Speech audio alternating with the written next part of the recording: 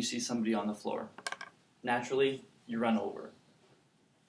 A bystander tells you that the person was grabbing their chest as they fell to the floor. What are you going to do?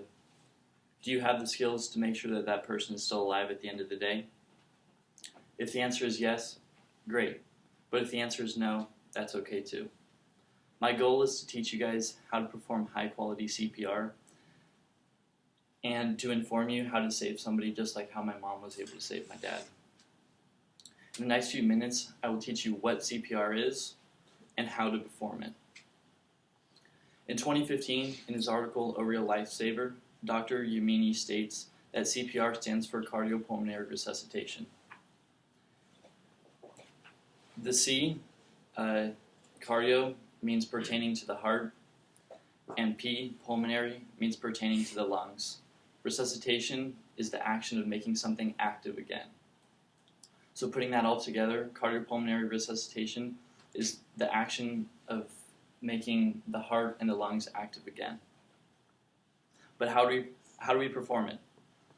So at this time, I would like my volunteer to come up, and if you guys are unable to see the table, I invite you guys to stand up so you're able to see.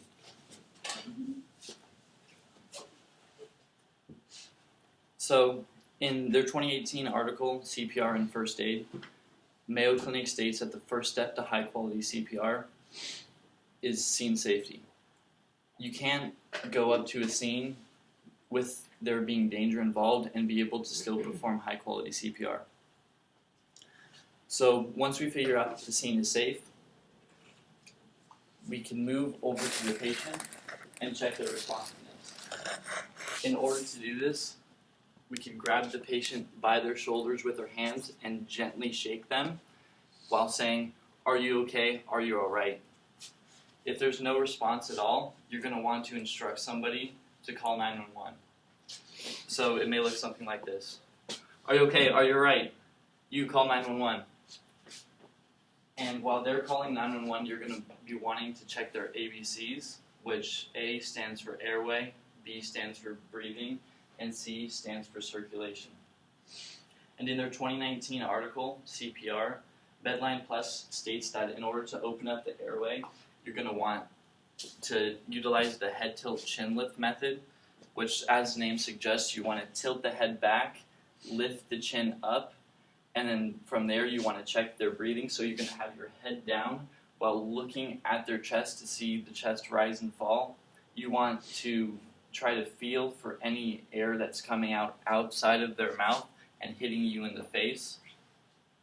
And also listen for their breathing, because if they're breathing, chances are you're going to be able to hear normal breathing patterns.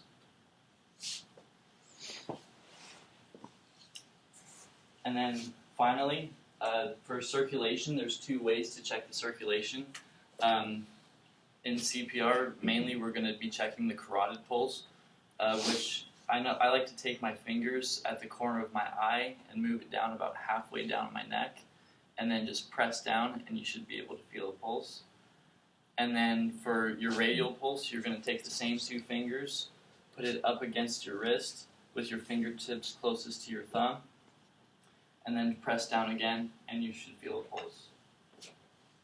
So in this case, we're not going to be able to feel a pulse, and so this is a telltale sign that we're going to have to start chest compressions. So the whole purpose of chest compressions is to be able to circulate blood throughout the body again and get the blood and oxygen to the vital organs such as the brain, mainly because within 2 to 3 minutes, tissues in your brain start dying. So it's really crucial that we start chest compressions as soon as possible. So in order to do chest compressions, you want to take the heel of your hand, put it up against the sternum, not up at the chest or down at the stomach, but you want to take the heel of your hand, interlock your fingers, and put it up against the patient's sternum, and you want to use your whole body weight to push down. You're going to want to push down 2 to 3 inches at a compression rate of 120 compressions per minute. And you want to make sure while you're performing compressions that you keep your elbows locked and that you keep your hands on the patient's chest, because if you take your hands up, then you're just wasting lots of time, and by keeping your elbows locked, you're really just making sure that you're reaching your full effectiveness.